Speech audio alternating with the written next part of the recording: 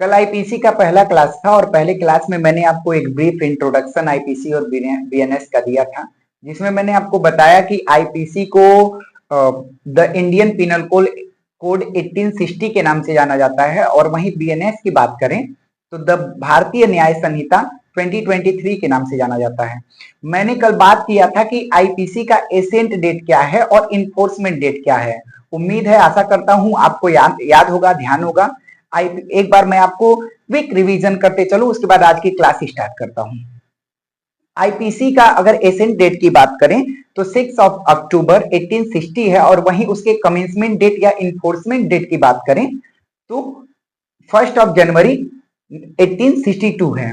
और वहीं भारतीय न्यायिक संहिता 2023 की बात करें तो उसका एसेंट डेट 25 दिसंबर 2023 है, और वहीं उसका इन्फोर्समेंट डेट 1 जुलाई 2024 है।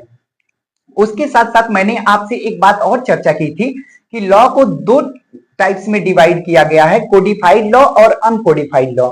And if I talk about codified law वो होता है जो लेजिस्लेचर के द्वारा उसको बनाया जाता है। जैसे कोई एक्ट हो गया, जैसे इंडियन कॉन्ट्रैक्ट एक्ट हो गया, आपकी आईपीसी ले लिया जाए, IPC is the one of the codified law. And if I talk about uncodified law ऐसा लॉ होता है जो किसी लेजिस्लेचर के द्वारा नहीं बनाया गया होता है, उसका कोई एक्ट नहीं होता है, बल्कि जो अपर जुडिशरी के द्वारा जजमेंट दिए जाते हैं वो केस लॉ ही उसके लिए एक नजीर बन जाती है, जिसको लोअर जुडिशरी उसी पे काम करती है, उसके जजमेंट को मान करके। तो इस प्रकार से, या फिर कोई जूरिस्ट डेफिनेशन दे दे, कोई जूरिस्ट अपना उस पे कोई बात अगर बता देते हैं तो वो चीजें जो है अनकोडिफाइड लॉ में मेंशन कर दी जाती हैं, और उसमें कोई सेक्शन या कोई आर्टिकल नहीं होते हैं। वहीं मैंने आपको बताया था कि लॉ को और दो तरीकों में बांटा गया है, जैसे सब्सटेंटिव लॉ और प्रोसीजरल लॉ।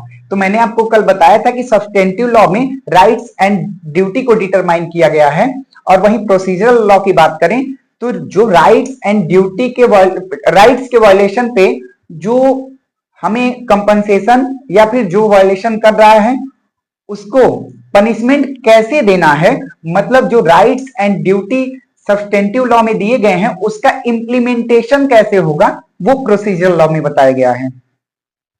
इसके साथ साथ एक बहुत ही इंपॉर्टेंट बात मैंने आपको बताई थी कि आईपीसी जो ड्राफ्ट किया गया था फर्स्ट लॉ कमीशन 1834 के द्वारा, उसमें 4 मेंबर थे, Lord TB Macaulay, Lord Anderson, Lord McLeod और लॉर्ड मिलेट, जिसमें फर्स्ट लॉ कमीशन 1834 के जो प्रेसिडेंट थे लॉर्ड मैकॉले, इसी वजह से हम लोग जो है ये कहते हैं कि आईपीसी को लॉर्ड मैकॉले ने ड्राफ्ट किया था।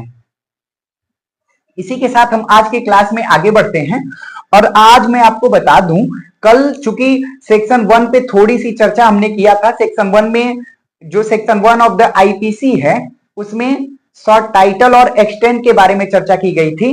शॉर्ट टाइटल मीन्स उसका जो संक्षिप्त नाम क्या होगा आईपीसी का, उस एक्ट का, तो वो मैं आपको बता दिया था कि the Indian penal code 1860। And जो सेक्शन 1 ऑफ द बीएनएस में सेक्शन 1 का सब क्लॉज, सेक्शन 1 का क्लॉज 1 में ये बताया गया कि शॉर्ट टाइटल, और वहां एक्सटेंड की बात नहीं की गई है, वहां इन्फोर्समेंट की बात की गई है। क्योंकि बीएनएस 1 जुलाई 2024 से जब से लागू हुआ है तब से होल इंडिया पे एप्लीकेबल है बीएनएस। लेकिन वहीं अगर बात करें कि आईपीसी की, तो आईपीसी क्या जब उसका इन्फोर्समेंट डेट 1 जनवरी 1862 है तब से आईपीसी पूरे भारत पे लागू हो गया था? ये बहुत बड़ा प्रश्न, एक बहुत ही अच्छा प्रश्न है, और इसका जवाब है नहीं। क्योंकि अब मैं अपनी अगली क्लास का शुरुआत करता हूं, उसके साथ आईपीसी जो है गोवा, दमन दीव और पुडुचेरी, इन 3 यूटी पे 1 अक्टूबर 1963 को जो है आईपीसी एप्लीकेबल हुआ था। वहीं बात करें क्या जम्मू एंड कश्मीर पे आईपीसी एप्लीकेबल था? नहीं। तो फिर एप्लीकेबल कब हुआ? उसका जो आईपीसी एप्लीकेबल हुआ वो किस डेट से हुआ, कब हुआ? तो आपको पता है कि द इंडियन कॉन्स्टिट्यूशन में आर्टिकल 370 जो है वो जम्मू एंड कश्मीर पे लागू था, और abrogation of the 370 of the Indian constitution के बाद जब आर्टिकल 370 को हटा दिया गया, तो उसके बाद एक नए लेजिस्लेचर के द्वारा एक नए एक्ट को बनाया गया जिसका नाम था the Jammu and Kashmir reorganisation act 2019, जिसका जो है इन्फोर्समेंट डेट है 31 अक्टूबर 2019। यहां जो है जब 370 को हटा दिया गया, उसके बाद जम्मू एंड कश्मीर पे इस एक्ट को लागू 31 अक्टूबर 2019 से लागू कर दिया गया। तब से जो है IPC UT of Jammu Kashmir and UT of Ladakh पे लागू हो गया था।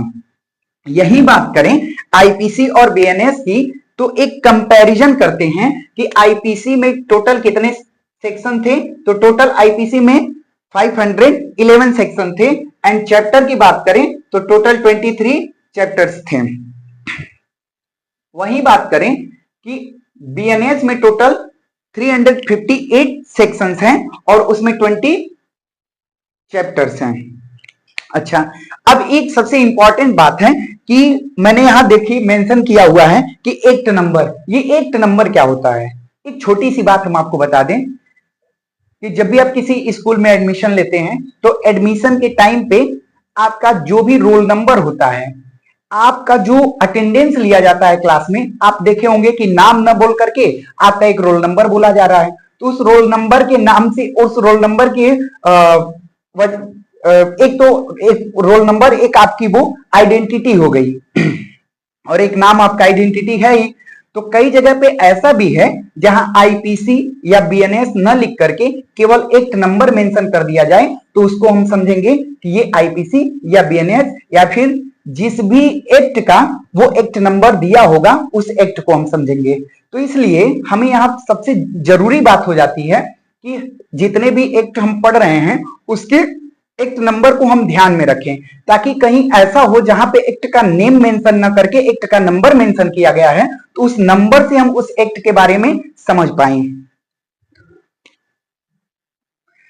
तो अगर बात करें आईपीसी की, तो 45th ऑफ 1860 ये आईपीसी का एक्ट नंबर है, और संयोग से यही same act number 45th of the 23 है बीएनएस का। यानी कहीं अगर एक्ट नंबर में लिख दिया जाए 45th ऑफ द 2023, तो इसका मतलब हम लोग बीएनएस समझेंगे, द भारतीय न्याय संहिता 2023। इसके साथ साथ अब हम जो हमारी अगली कड़ी है समझने की, हम ये समझने का प्रयास करेंगे कि आईपीसी है या फिर बीएनएस वो किनके ऊपर एप्लीकेबल होगा, किनके ऊपर लागू होगा, कहां हम मानेंगे कि यहां आईपीसी या बीएनएस अप्लाई किया जाए और कहां नहीं किया जाए। तो उसके लिए हमें समझना होगा कि रॉन्ग 3 तरीके के होते हैं। एक तो मोरल रॉन्ग होता है। मोरल रॉन्ग क्या होता है? Terms of morality. And social wrong क्या होता है? जिसको सोसाइटी मना करती है या प्रोहिबिट करती है या गलत मानती है। अच्छा, अब एक बात हमको बताइए,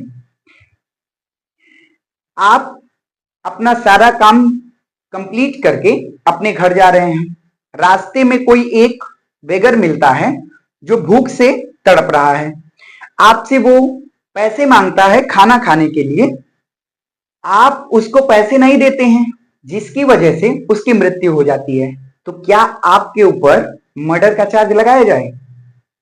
तो ये हो गया मोरल रॉन्ग। तो मोरल रॉन्ग के लिए आईपीसी या बीएनएस एप्लीकेबल नहीं होगा। वही बात करें यदि सोसाइटी किसी चीज को प्रोहिबिट कर रही है, सोसाइटी, अच्छा बात करें कि कोई ऐसा रॉन्ग है जिसे सोसाइटी मना कर रही है, लेकिन उसे आईपीसी और बीएनएस में जो है नहीं उसे प्रोहिबिट किया गया है, ना ही आईपीसी या बीएनएस उसको क्या उस एक्ट को करने पे आपको पनिश करने वाली है, ऐसा कोई मेंशन नहीं किया गया है। तो क्या आपके ऊपर आईपीसी या बीएनएस एप्लीकेबल होगा? नहीं। तो हमको न मोरल रॉन्ग से मतलब है न सोशल रॉन्ग से मतलब है, अगर आईपीसी और बीएनएस की बात जहां भी आएगी वहां हमको सिर्फ किससे मतलब होगा? लीगल रॉन्ग से। अब लीगल रॉन्ग क्या होता है? लीगल रॉन्ग मतलब लॉ या तो उसको प्रोहिबिट कर रही हो या तो लॉ के अंदर उसको पनिशेबल बनाया गया हो। ये जो लीगल रॉन्ग हैं ये दो तरीके के होते हैं, एक होते हैं सिविल रॉन्ग और एक होते हैं क्रिमिनल रॉन्ग। ब्लैकस्टोन ने लीगल रॉन्ग को दो पार्ट में डिवाइड किया है। उन्होंने लीगल रॉन्ग को प्राइवेट रॉन्ग और पब्लिक रॉन्ग के पार्ट्स में डिवाइड किया है। यही जो प्राइवेट रॉन्ग है इसी को सिविल रॉन्ग के नाम से जानते हैं और जो ये पब्लिक रॉन्ग है इसी को क्रिमिनल रॉन्ग के नाम से जानते हैं। यदि आपने कोई ऐसा एक्ट किया है जो सिविल रॉन्ग है तो उसके लिए आपको कंपनसेशन देना होता है, और वही बात करें यदि आपने कोई ऐसा एक्ट किया है जो क्रिमिनल रॉन्ग है उसके लिए आपको पनिश किया जाता है। पनिश के साथ साथ कंपनसेशन भी लगाया जा सकता है। तो आज की क्लास हमारी यहीं समाप्त होती है, लेकिन आपसे एक छोटा सा रिक्वेस्ट है मेरा कि इसके बाद जब भी हम क्लास में मिलेंगे तो आपसे एक छोटा सा रिक्वेस्ट है कि आप अपने साथ आईपीसी और बीएनएस दोनों के बेयरेक्ट साथ लेकर के बैठिएगा, ताकि मैं जो भी पढ़ाऊंगा वो आईपीसी हो या बीएनएस हो बेयरेक्ट के साथ पढ़ाऊंगा। उससे आपको बेयरेक्ट को पढ़ने और समझने में भी आसानी होगी और हम लोग टू द पॉइंट आगे बढ़ सकेंगे। Thanks for watching my video.